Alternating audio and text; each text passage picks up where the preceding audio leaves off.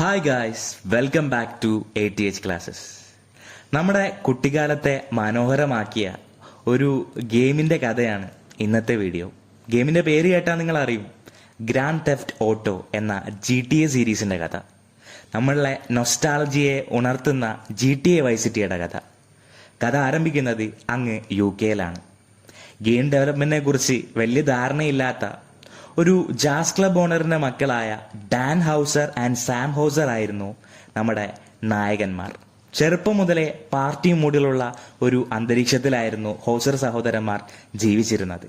അതുകൊണ്ട് തന്നെ അമേരിക്കൻ കൾച്ചറിനോട് അവർക്ക് ഭ്രാന്തമായ ആരാധനയുണ്ടായിരുന്നു. പോപ്പ് സോങ്ങുകളും 90s ബൈക്കുകളും കാറുകളും അമേരിക്കൻ ഡ്രസ്സിംഗ് സ്റ്റൈലും അവരെ വേറൊരു വൈബിലേക്ക് എത്തിച്ചു. ആയിടെ അവരിലൊരു ആശയമുണ്ടായി, ഒരു ഗാങ്സ്റ്ററുടെ കഥ പറയുന്ന ഒരു റിയലിസ്റ്റിക് ഗെയിം ഉണ്ടാക്കണം. കുറ്റകൃത്യത്തെ കേന്ദ്രീകരിച്ചിട്ടുള്ള ഒരു ഡോണിന്റെ ലൈഫ്. ഇതിന് അവരെ പ്രേരിപ്പിച്ചത് ലേണിംഗ് പസിൽ ഗെയിം ഉണ്ടാക്കിയ എന്ന വിഖ്യാതമായിട്ടുള്ള പ്രശസ്തമായ ഒരു ഗെയിമാണ്. ആ ഗെയിം ഉണ്ടാക്കിയ DMA ഡിസൈനിന്റെ റേസ് ആൻഡ് ചേസ് എന്ന ഗെയിമായിരുന്നു. കാറുകളും പോലീസ് കാറുകളും മറ്റു കാറുകളും തമ്മിലുള്ള ചേസും ക്രാഷും അതായിരുന്നു ആ ഗെയിമിന്റെ മുഖ്യ ഹൈലൈറ്റ്. എന്നാൽ ഗെയിമിലൊരു ബഗ് കുടുങ്ങി. അത് പോലീസ് കാറുകൾക്ക് അൺകൺട്രോൾ ആയിട്ടുള്ള പവർ നൽകി. പല ആളുകൾക്കും ഭ്രാന്തൻ പോലീസ് കാറുകളിലേക്ക് കയറി കളിക്കാൻ ഇൻട്രസ്റ്റ് ഉണ്ടായി. പോലീസ് കാറുകൾക്ക് ഭ്രാന്തമായ ആവേശത്തിൽ മറ്റു കാറുകളെ ഇങ്ങനെ അടിച്ചുകൊണ്ടിരുന്നു. നിയമലംഘനം നടത്താനുള്ള ഒരു ത്വര ആളുകൾക്കുണ്ട് എന്ന് ഹോസർ സഹോദരന്മാർ തിരിച്ചറിഞ്ഞു. ഇത് ഗെയിമിങ്ങിലേക്ക് അവരത് കൊണ്ടുവരാൻ ആഗ്രഹിച്ചു. അങ്ങനെ 1997 അവർ DMA ഡിസൈനുമായി ചേർന്ന് ആദ്യ ഗ്രാൻഡ് തെഫ്റ്റ് ഓട്ടോ സീരീസിന് തുടക്കം കുറിച്ചു, ഗ്രാൻഡ് തെഫ്റ്റ് ഓട്ടോ 1. പക്ഷേ ഇന്ന് കാണുന്നത് പോലെ അതൊരു 3D ഗെയിം ആയിരുന്നില്ല. മുകളിൽ നിന്ന് വ്യൂ ഉള്ള ഒരു 2D ഗെയിം. ഗെയിമിലെ ക്യാരക്ടറിന് ഒരു സിറ്റിയിൽ എന്തും ചെയ്യാം. സ്വാതന്ത്ര്യം അനിയന്ത്രിതം, നിയമലംഘനം നടത്താം, ഗെയിം വേൾഡിൽ ചുറ്റിത്തിരിയാം. അതായിരുന്നു ഗെയിമിന്റെ ഹൈലൈറ്റ്. കാര്യം നിയമലംഘനം ആയതുകൊണ്ട് തന്നെ പല രംഗത്തു നിന്നും എതിർപ്പുകൾ വന്നു. ബ്രിട്ടീഷ് പാർലമെന്റിൽ GTA ഒരു സംസാര വിഷയമായി. അങ്ങനെ GTA ഗെയിം കുപ്രസിദ്ധി നേടി. 1998 ഹൗസർ സഹോദരന്മാർ റോക്ക് സ്റ്റാർ ഗെയിം സ്ഥാപിച്ചു. നെഗറ്റീവ് പബ്ലിസിറ്റി സത്യം പറഞ്ഞാൽ റോക്ക് സ്റ്റാറിന്റെ ഒരു തന്ത്രമായിരുന്നു. GTA വളരാൻ തുടങ്ങി. ഗെയിമിൽ മോഡിഫിക്കേഷൻസ് വരുത്താൻ റോക്ക് സ്റ്റാർ പ്രയത്നിച്ചു. ഗ്രാഫിക്സും ഗെയിം പ്ലേ മോഡും മോഡിഫൈ ചെയ്ത് 1999 GTA 2 പുറത്തിറങ്ങി. അത് 2Dയിൽ നിന്ന് 3Dയിലേക്കുള്ള ഒരു മാറ്റത്തിന്റെ സൂചന നൽകി.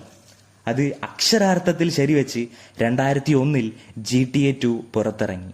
സത്യം പറഞ്ഞ ഗെയിമിംഗ് മേഖലയിലെ വിപ്ലവമായിരുന്നു GTA 3. 2Dയിൽ നിന്ന് 3Dയിലേക്കുള്ള മാറ്റം അത് ഗെയിമേഴ്സിന് ഒരു പുത്തൻ അനുഭവമായിരുന്നു. ന്യൂയോർക്ക് സിറ്റിയുടെ ആശയഭാസ്യമായി ലിബർട്ടി സിറ്റി എന്ന പേര് നൽകി ഒരു ലോകം തന്നെ റോക്ക് സ്റ്റാർ സൃഷ്ടിച്ചു. അവിടെ നമുക്ക് എന്തും ചെയ്യാം.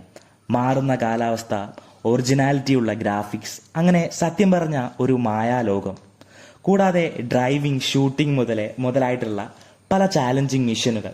സത്യം പറഞ്ഞ GTA 3 ഒരു അനുഭവമായിരുന്നു. പലരും ആ മായലോകത്ത് മുഴുകി ജീവിക്കാൻ ഇഷ്ടപ്പെട്ടു. ആ ലോകത്ത് അവർ അലഞ്ഞു തിരിഞ്ഞ് സ്വതന്ത്രമായി അങ്ങ് നടന്നു, എൻഗേജ് ചെയ്ത് കളിച്ചു. പിന്നീട് 2002 റോക്ക് സ്റ്റാർ ഒരു വമ്പൻ കൾട്ട് ക്ലാസിക് ഗെയിമായ GTA വൈസ് സിറ്റി അവതരിപ്പിച്ചു. GTA 3 ഒരു വിപ്ലവമായിരുന്നെങ്കിൽ വൈസ് സിറ്റി ഒരു ദൃശ്യവിസ്മയമായിരുന്നു. ടോമി എന്ന റെട്രോ സ്റ്റൈൽ ക്യാരക്ടറിനെ കൊണ്ടുവന്നു. സംസാരമില്ലാത്ത നായകനിൽ നിന്നും ഹോളിവുഡ് നടൻ റെയ്ലിയോയുടെ വോയിസും മറ്റുള്ള ഒരു ക്യാരക്ടർ ബിൽഡിംഗ് നമ്മൾ GTA വൈസ് സിറ്റിയിൽ കൊടുത്തു. സത്യം പറഞ്ഞ 80s ഒരു ടൈം ട്രാവൽ ആയിരുന്നു വൈസ് സിറ്റി. റെട്രോ കാറുകൾ, ബൈക്കുകൾ, ബിൽഡിങ്ങുകൾ, അങ്ങനെ ഒരു 80s വൈബ്. എന്നാൽ ഇതിന് മെയിൻ അട്രാക്ഷൻ എന്ന് പറയുന്നത് മറ്റൊന്നായിരുന്നു. കാറുകളിലെ റേഡിയോയിലൂടെ എത്തിയ പഴയ 80s പോപ്പ് സോങ്ങുകൾ, ചിരിപ്പിച്ച് കൊല്ലുന്ന പാരഡി പരസ്യങ്ങൾ. അത് ഒരു പുത്തൻ അനുഭവമായിരുന്നു. 80s വൈബ് നിറയുന്ന പാട്ടുകൾ കേട്ട് ബീച്ചിലൂടെയുള്ള റൈഡ് അതൊരു വേറൊരു ഫീലായിരുന്നു. കൂടാതെ നമുക്ക് ഇഷ്ടമുള്ള പാട്ടുകൾ ആഡ് ചെയ്യാനുള്ള ഫീച്ചേഴ്സ്. റോക്ക് സ്റ്റാർ വൻതോതിൽ വളരാൻ തുടങ്ങി. 2004 rock star GTA San Andreas കൊണ്ടുവന്നു. വൈസ് സിറ്റി എന്ന ഒറ്റ സിറ്റിയിൽ നിന്നും വ്യത്യസ്തമായി 3 നഗരവും ഒരു സ്റ്റേറ്റും അടങ്ങുന്ന വിശാലമായ ലോകം. ഒറിജിനാലിറ്റിയുള്ള graphics, game movement. Vice City 80s അനുഭവം തന്നപ്പോൾ സാൻ ആൻഡ്രിയാസ് 90s വൈബ് തന്നു. അങ്ങനെ GTA സീരീസ് ഒരു അനുഭവമായി. പിന്നീട് റോക്ക് സ്റ്റാറിന് തിരിഞ്ഞു നോക്കേണ്ടി വന്നില്ല. 2008 GTA 4 ഒറിജിനൽ HD ഗ്രാഫിക്സ് അത് ഗെയിമിംഗ് മേഖലയിൽ ഒരു വിപ്ലവമായിരുന്നു. അതൊരു വിർച്വൽ റിയാലിറ്റിയായി. മോഷൻസും ഫൈറ്റ്സും നോർമൽ വേൾഡിന്റെ ഒറിജിനാലിറ്റി പോവാതെ സത്യം പറഞ്ഞ ഒരു മായാലോകം അത് സൃഷ്ടിച്ചു. 2013 GTA 5 ഞാൻ പറയേണ്ടതില്ലല്ലോ, ഒരു പുതിയ ലോകം. 2021 പഴയ ഗെയിമുകളുടെ റിലീസുമായി എത്തി റോക്ക് സ്റ്റാർ. ഇനി വരാനിരിക്കുന്നത് GTA 6. അതൊരു പുതിയ HD യൂണിവേഴ്സ് തന്നെയായിരിക്കും. സത്യം പറഞ്ഞാൽ റിയൽ വേൾഡിനെ വെല്ലുന്ന ഒരു വിർച്വൽ റിയൽ വേൾഡ് എക്സ്പീരിയൻസ്. അതിനായി ലോകം മുഴുവൻ കാത്തിരിക്കുകയാണ്. ഗെയിമിംഗ് ലോകത്ത് ഒരു പുത്തൻ അനുഭവമായിരിക്കും അത്. ഇതാണ് GTA സീരീസിന്റെ കഥ. സത്യം പറഞ്ഞാൽ GTA വൈസ് സിറ്റി എനിക്ക് ഒരു നൊസ്റ്റാൾജിയാണ്. സ്കൂൾ പൂട്ടി അവധിക്ക് വല്യമ്മയുടെ വീട്ടിൽ കമ്പ്യൂട്ടറിൽ കളിച്ചിട്ടുള്ളൊരു ഓർമ്മ ഉണ്ട്. ഗെയിം തുറക്കുമ്പോൾ ഒരു ഭയമായിരുന്നു, കാരണം എല്ലാവർക്കും അറിയാം ബിക്കിനി ഇട്ട പടം.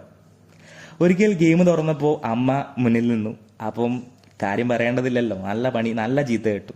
എന്തൊക്കെയായാലും വിൻഡോസ് 7 കമ്പ്യൂട്ടറിൽ റെട്രോ സോങ് കേട്ടുള്ള ഡ്രൈവിംഗ് വൈസ് സിറ്റി ഒരു വികാരമായിരുന്നു. ഒരുപാട് ഓർമ്മകളുടെ